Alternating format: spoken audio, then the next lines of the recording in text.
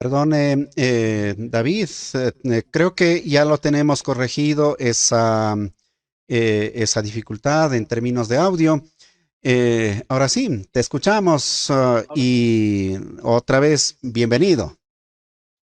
Muchas gracias, José, a Rubén, pues un placer saludarlos en la distancia, ¿no? Qué interesante es la tecnología, nos sirve para unirnos, para conocernos, para compartir nuestras necesidades, para compartir nuestras preocupaciones.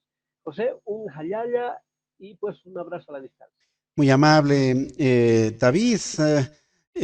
Al parecer tenemos algún eco que por algún lado está también fastidiando, pero vamos a ver si logramos resolver este tema, este problema.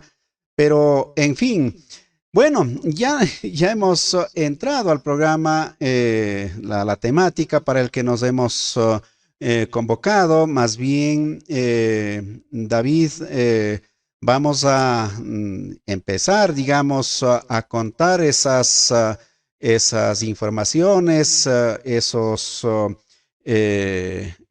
criterios que en diferentes territorios justamente nos han permitido brindar, digamos, cuando hizo varias preguntas, o quiso escuchar, digamos, a otros analistas, estudiosos de los diferentes temas en Bolivia, ¿qué es lo que te han respondido? Cuéntanos, para tener estos otros elementos adicionales, David. Activemos tu micrófono, David.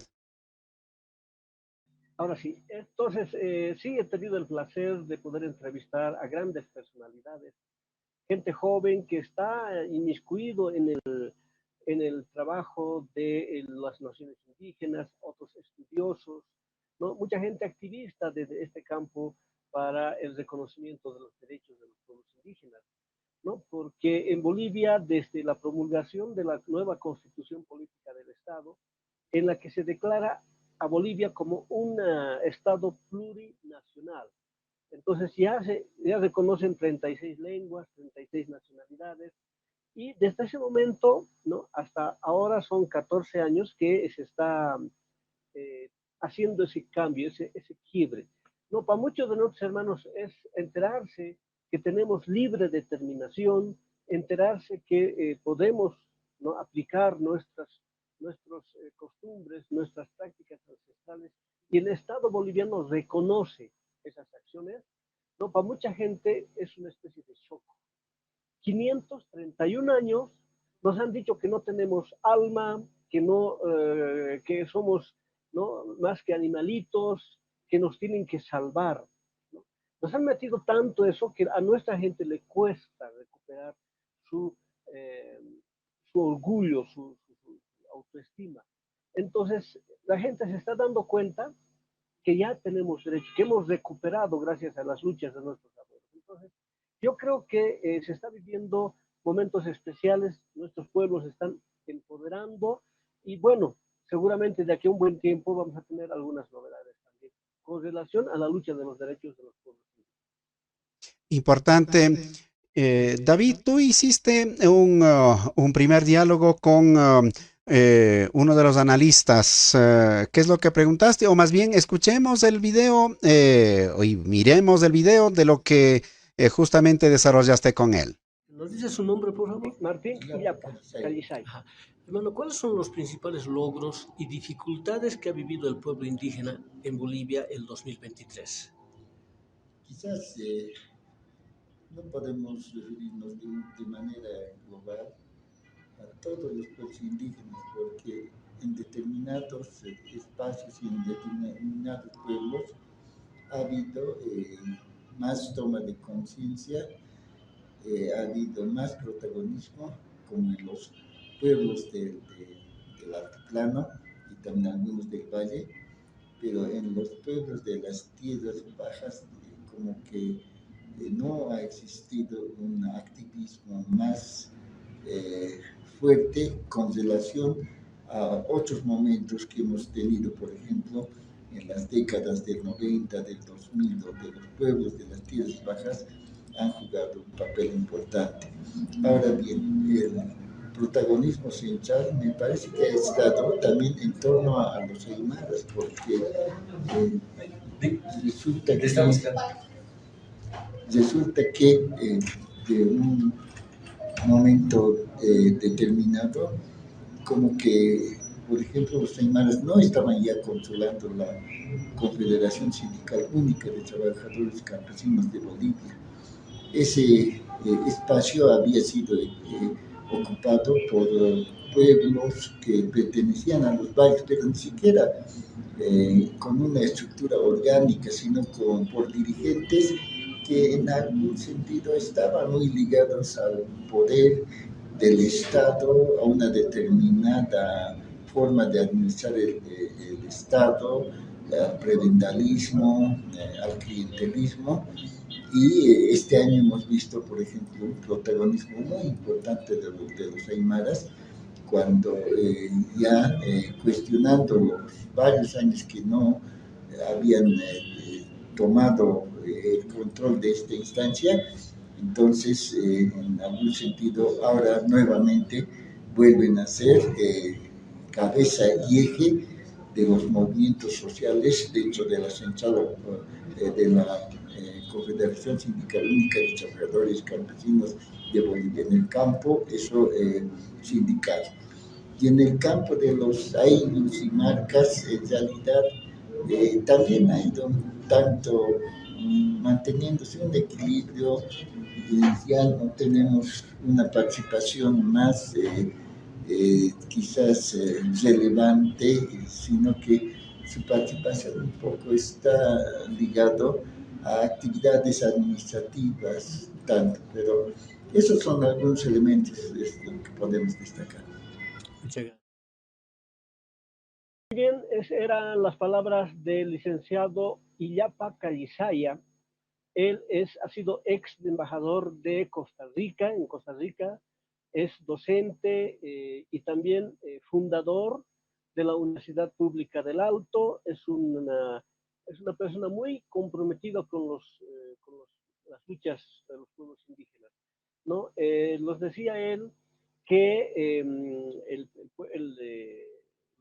los pueblos indígenas están empezando a retomar una lucha, ¿no?, y pacífica para cambiar este país, ¿no? Entonces, ese era su aporte. Lamentamos que poco el audio no está funcionando bien, pero es un hombre muy reconocido en lo que es el ámbito indígena, ha sido también, Illapa Calizay es un hombre que ha escrito varios libros, es docente universitario. Importante, David. Vamos a seguir escuchando y también mirando lo que respondieron otros analistas, otros estudiosos en los temas. Ahora vamos, en cambio, a escuchar a nuestro invitado en esta oportunidad, Rubén Hilary. Ya lo habíamos presentado inicialmente. Rubén, quizá cuál es este balance que tú podrías hacer de lo que ha significado el año 2023 para los pueblos indígenas en Bolivia. Te escuchamos. Bueno, para iniciar tendríamos que recurrir un poco a la historia de los pueblos originarios. Cuando hablamos de logros y dificultades en un año o en una gestión como 2023, tanto los logros o las dificultades van a ser resultado de luchas de años, décadas, ¿no? Desde, obviamente, desde Taqui, Oncoy, ¿no? De hace siglos, levantamientos de los pueblos originarios, no solamente de los aymaras, de los quechuas, ¿no? Sino en toda la región del Abya Yala. Y lo que podríamos ver es que continuamos con un Estado republicano, ¿no? Con un Estado, podríamos decir, en la región, ¿no? Desde los aymaras podemos ver, siguen siendo coloniales, excluyentes, lo que David mencionaba, ¿no? Estas exclusiones basadas en el racismo institucionalizado se pueden ver de muchas maneras, no solamente en Bolivia, ¿no? Sino también en otras regiones. Lo que sí podríamos, coincido también con Gilata Illapa, ¿no? Quien menciona cómo estas organizaciones matrices, ¿no? Que son liderados, entre comillas, por los pueblos originarios, de alguna manera han permitido, ¿no? ¿Cómo se podría decir? Eh, el acercamiento o el involucramiento dentro del poder de los pueblos originarios, ¿no? Y bueno, esto es a título muy personal. Eh, lo que sí podría decir es que como tal, digamos, por más que estemos en un estado plurinacional, siempre hay aún esa tara mental colonial, como que excluyente hacia los pueblos originarios, ¿no? Pero por otro lado, nosotros podemos ver en este año, trabajamos bastante con grupos, con comunidades, a través de investigaciones, a través de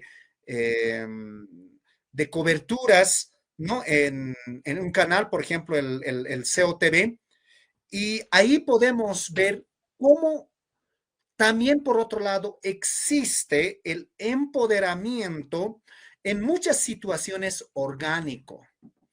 Hay artistas jóvenes, por ejemplo, aymaras quechuas, ¿no? O hasta de guaraníes, quienes aún reavivan o quienes reaniman la identidad cultural, ¿no? La identidad lingüística, sin olvidarse de sus raíces culturales lingüísticos. Eso puede ser muy notorio, ¿no? Hay artistas tanto en música, tanto en arte o hasta en debates. Hay jóvenes universitarios, aymaras, profesores universitarios, aymaras, profesores quechuas, quienes llevan ese sentimiento de pertenencia hacia lo que somos los pueblos originarios, no solamente en esta parte de Bolivia, sino en toda la región.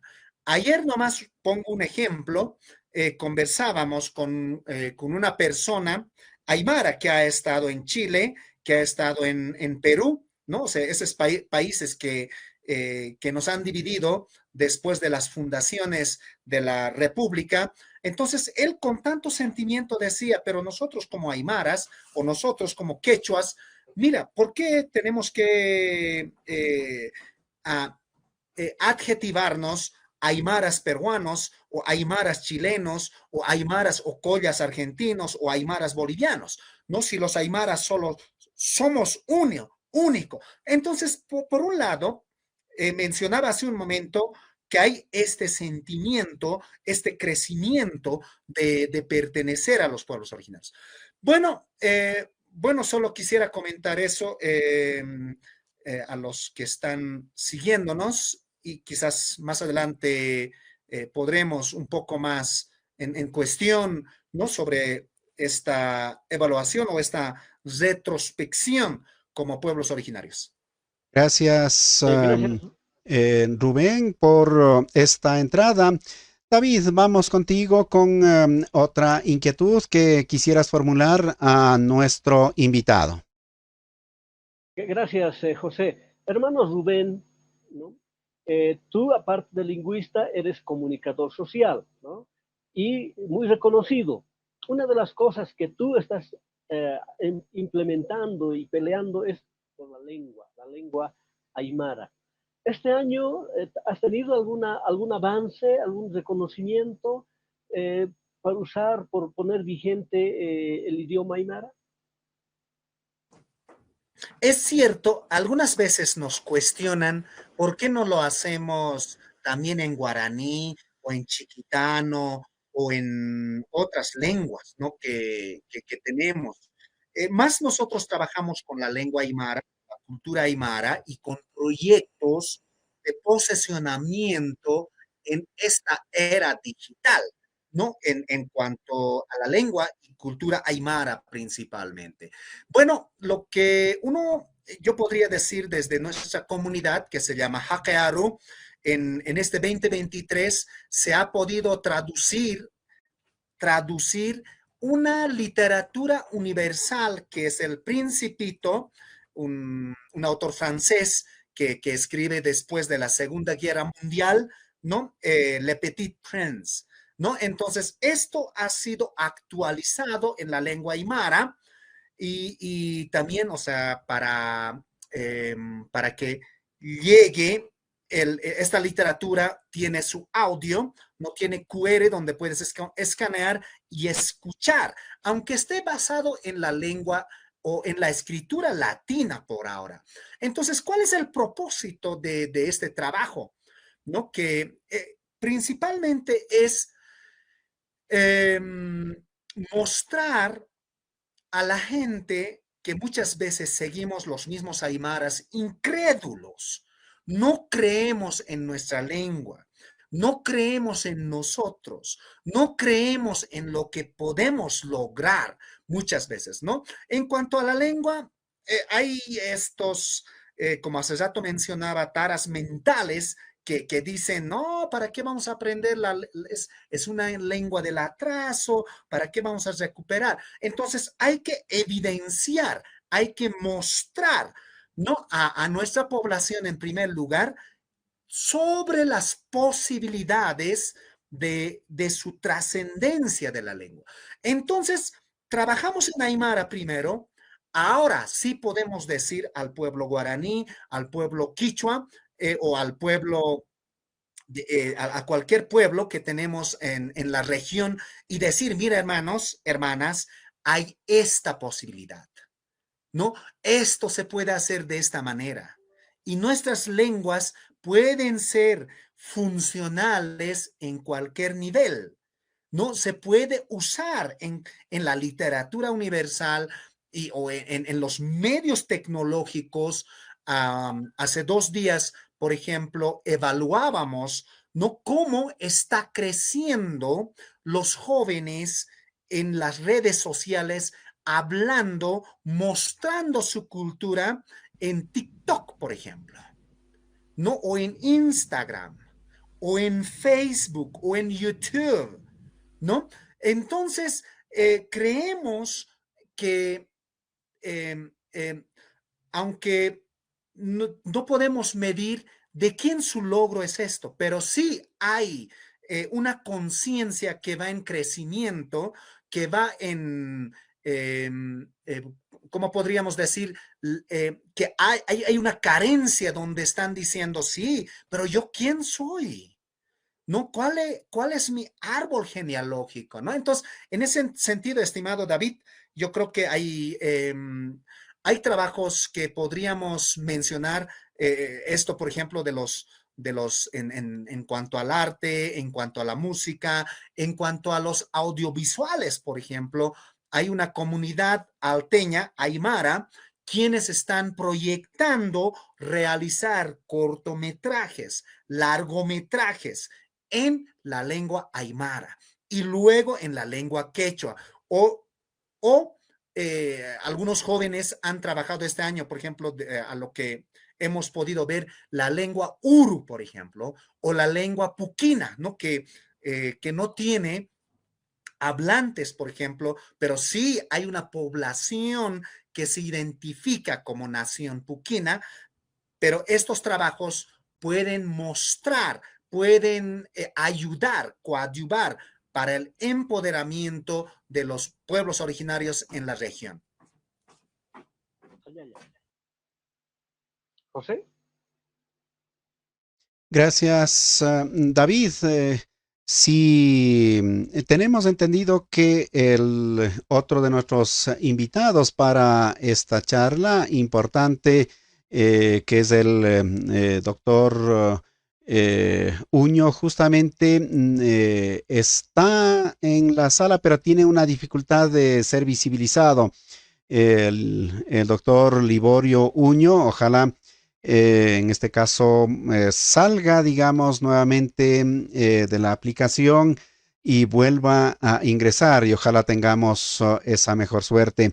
Pero David, tú realizaste otro diálogo con otra persona y quizá podamos escuchar justamente ese importante diálogo. Igual pues luego de escuchar al menos una parte de ese importante diálogo, pudiéramos tener quizá un comentario suyo, David. Así es, Escuchemos y miremos entonces. Ya, buenas tardes, su nombre, por favor. Soy Ana Vilacama Pozo, de la Nación Carajara, del departamento de Potosí. Ajá. Quechua. ¿Nos podría decir cuáles son los principales logros y dificultades de los pueblos indígenas este año 2023? 2023, los logros. A ver, ¿qué es lo que podemos resaltar de este año? Por lo menos en mi región yo puedo resaltar de que por fin, digamos, después de tanto tiempo, de mucho trabajo, la autonomía indígena originaria campesina de Yura, de Hatun Ayllu Yura, que está dentro de la nación Carajara, ha logrado su autonomía y se está implementando. Y yo puedo resaltar ese resultado que ha tenido, pero de un trabajo, de un proceso largo, digamos, de una reconstitución de las naciones y pueblos originarios de aquí en el departamento de Potosí, también ya abarcando a nivel nacional dentro de lo que es el sector del Consejo de Naciones y Ayllus y Marcos del Collasuyo. ¿Cuáles serían las dificultades? Las dificultades que se tropiezan, pues, a pesar, digamos, que tenemos un mandato del pueblo boliviano que está expresado en la Constitución Política del Estado, hay muchas dificultades, no se ha reestructurado, no hemos hecho todavía, digamos, una total revolución para cambiar que puedan favorecer, por ejemplo, la autodeterminación, la autonomía, con todas sus normas y procedimientos propios para que pueda funcionar. Y eso es lo que, con lo que no se ha podido lograr, digamos, estos cambios en la estructura, porque funciona el republicanismo colonial, digamos, todavía está vigente, son dificultades que van bloqueando, debilitando ese proceso de lucha de los pueblos indígenas. Ahí estaba. Ahí lo tienes, David, adelante. Es la licenciada Ana Vilacama, es de la nación quechua, ¿no? Es ex constituyente, vale decir, una de las personas que ha elaborado la nueva constitución de Bolivia. Ella nos ha dicho que las autonomías indígenas, ¿no? Originarios campesinos, está avanzando, se está reconstituyendo naciones ancestrales, ¿no? Es una de las cosas buenas. Y lo malo es que no se está reestructurando la autodeterminación y la autonomía en algunos pueblos precolombinos. Eso nos decía la hermana Ana Vilacama.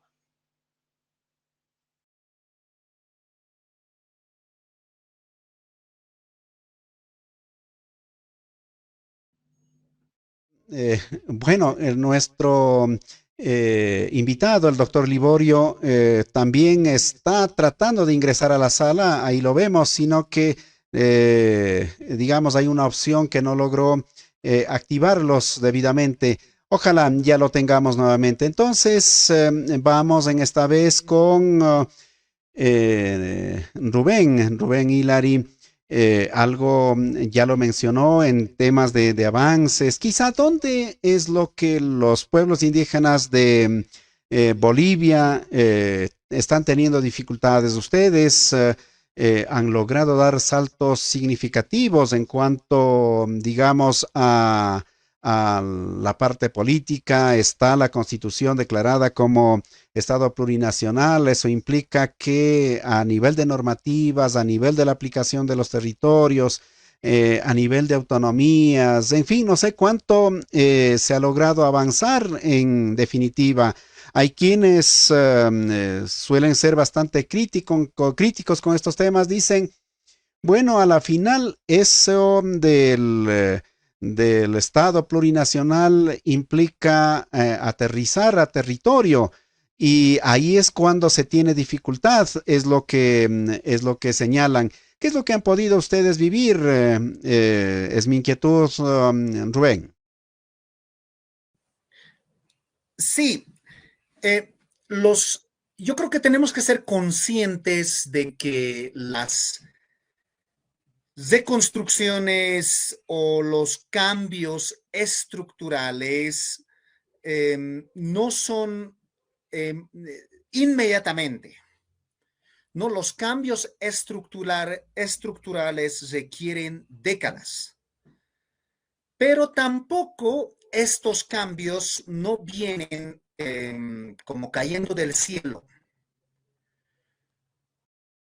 Todo lo que se tiene hasta ahora en favor de los pueblos originarios. En primer lugar, Cuyaca Ana mencionaba, por ejemplo, esto de la como constituyente, el cambio de la constitución o la incorporación de las autonomías o la incorporación constitucional de la justicia comunitaria, por ejemplo. Creo que el sistema o la estructura que se ha establecido en estos largos años aquí en este país denominado Bolivia ha calado bastante, ¿no? Esta parte de la estructura. Entonces, los cambios son muy lentos, yo podría decir, no son muchas veces difíciles de avanzar, porque no hay que olvidar, como pueblos originarios, lo que siempre se ha anhelado, y eso lo podemos evidenciar en cualquier texto, es la reconstitución de los Ayllu y Marca. Así, y eso se puede evidenciar desde cualquier cronista, desde cualquier estudio, que sí, en este territorio existía, no es la forma de organización política, social, económica, lingüística, ¿no? El cual estos estados republicanos, estos estados coloniales, lo han querido enterrar, no lo han querido sepultar. Entonces, ese horizonte de la reconstitución, yo creo que avanza, pero muy lento. Es así que la modernidad, por ejemplo, hoy en día, o sea, ahorita en este momento estamos hablando sobre nuestras temáticas, haciendo una evaluación a los pueblos originarios sobre los logros y dificultades. Nos podemos preguntar, ¿cuántos medios estarán haciendo lo mismo? No, es mínimo. Los medios de comunicación, ¿no? Estándar están en este momento hablando de lo que es la modernidad, de lo que es de la Navidad, ¿no? De lo que es no sé, del desfile navideño, ¿no? Y tantas cosas que obviamente uno dirá, o sea, cada uno decide hacer, ¿no? Pero ahí creo que nos falta, como pueblos originarios, tomar conciencia. Hace un momento decía, deberíamos de incentivar en las escuelas, en las universidades, construir nuestro árbol genealógico. Una vez identificado, nuestra raíz, nuestra ascendencia, hay que reproyectarnos, ¿no? Hay que empezar a buscar estos logros, no solamente de una gestión, sino logros mucho más mayores de una década y quién sabe de décadas. ¿Qué es lo que queremos ser como aymaras? ¿Qué es lo que queremos ser como quechuas? ¿Qué es lo que queremos ser como guaraníes? Entonces, estamos saliendo de una época donde yo recuerdo muy bien y hemos vivido, o sea, al menos yo tengo, o sea, tengo 40 años y los que hemos vivido cuando éramos niños o jóvenes, ¿cómo ha cambiado a este momento, no? Entonces, yo creo que estas construcciones hay que seguir trabajando, ¿no? Hay que continuar trabajando, ¿no? Para que en el futuro nuestros hijos lo puedan disfrutar, lo puedan tener presente y puedan ser como eh, orgullosos de lo que son, ¿no? Entonces, yo creo que en ese sentido hay que tenerlo presente estas evaluaciones, estimado David y estimado Juan. Eh, gracias, David, y gracias, Hilary, por supuesto, por estos elementos. Estaba lidiando con la conectividad del doctor Liborio. Ojalá tengamos, al menos podamos escuchar su voz, dado que seguimos teniendo dificultad en términos de imagen, pero antes, David, tú pudiste realizar, digamos, un diálogo también con otra personalidad. Vamos a escuchar, vamos a mirar y luego de un breve comentario de David, volvemos entonces nuevamente a Bolivia y ojalá allí ya tengamos la posibilidad de escuchar al doctor Liborio Uño, que también está invitado y obviamente ha estado procurando tener esta conectividad. Vamos con lo indicado.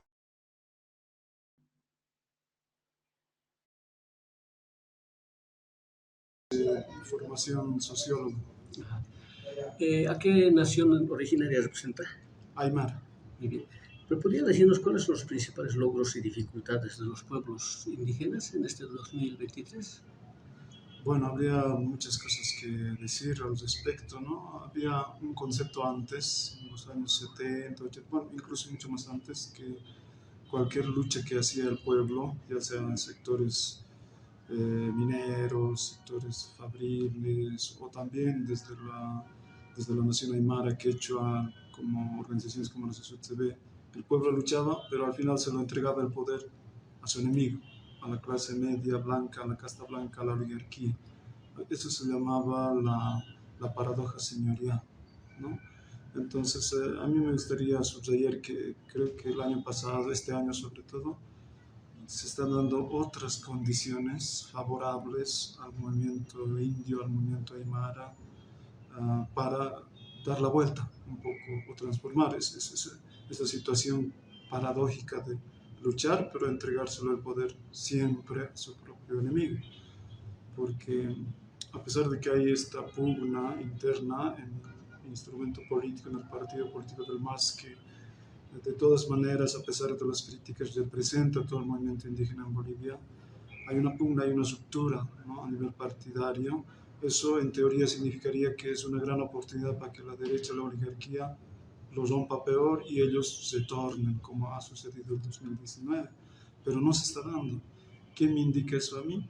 Que a diferencia de las décadas pasadas, el movimiento aymara, quechua, ahora ha logrado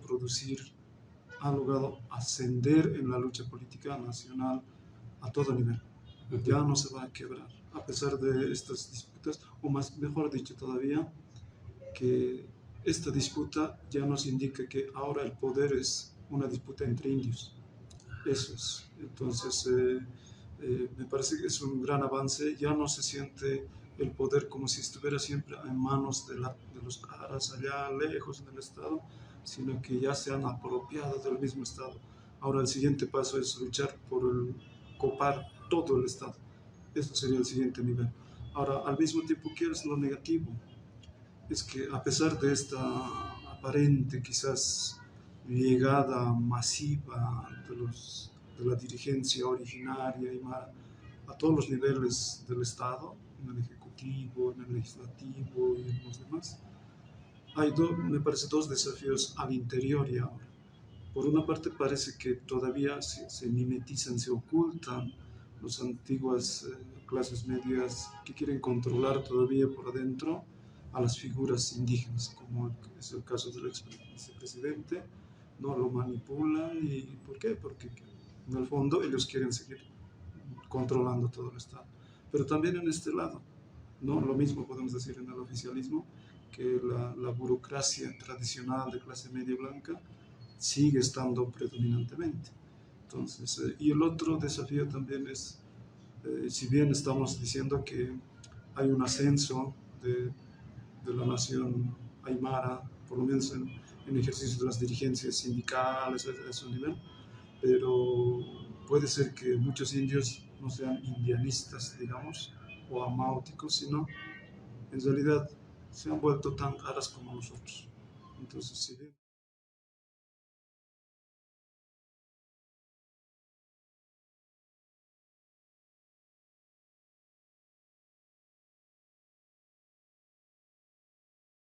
Sí, bien, ahí está nuestro hermano Froilán Laime Jacopa, él es sociólogo, ¿no? Es un intelectual aymara que está investigando constantemente y nos ha hablado claramente que los pueblos indígenas en Bolivia por lo menos se han empoderado.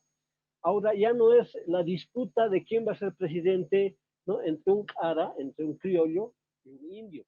Ahora se está peleando entre indios quién va a ser, ¿no? El candidato, ¿no? Entonces es un avance significativo, ¿no? Ahora quieren luchar por el poder, por el gobierno, por el Estado, ¿no? Entonces es un ascenso, dice él, de los pueblos ancestrales, pero todavía se están mimetizando, ¿no? Algunas figuras indígenas. Y seguramente la presidencia con prácticas políticas claras, ¿no? Eso nos dice nuestro hermano Roilán Laime Ajacopa, que es sociólogo de la Nación Aymara. Gracias, David. Bueno, tenemos en la sala, aunque no con video, digamos al doctor Liborio Uño. Él es jurista, él es educador y obviamente tiene la amabilidad de acompañarnos. Hemos tenido dificultad en términos de conectividad, sí son estos temas tecnológicos, pero saludamos la persistencia y la paciencia, sobre todo del doctor Liborio. Doctor Liborio, simplemente ayúdeme si nos escucha y a ver si le podemos escuchar.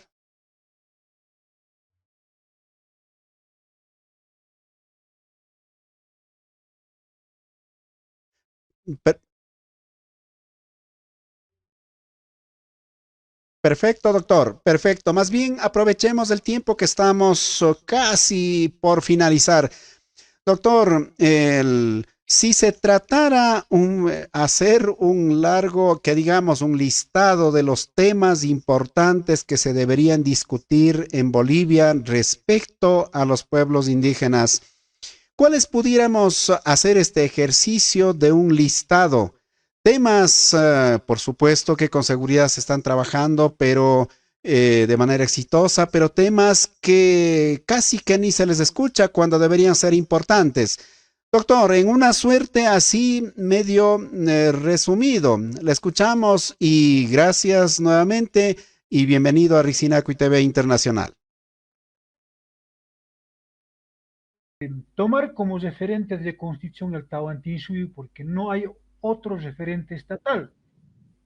Entonces, en el Tahuantinsuyo, ¿no es cierto? Cada suyo tenía naciones originarias.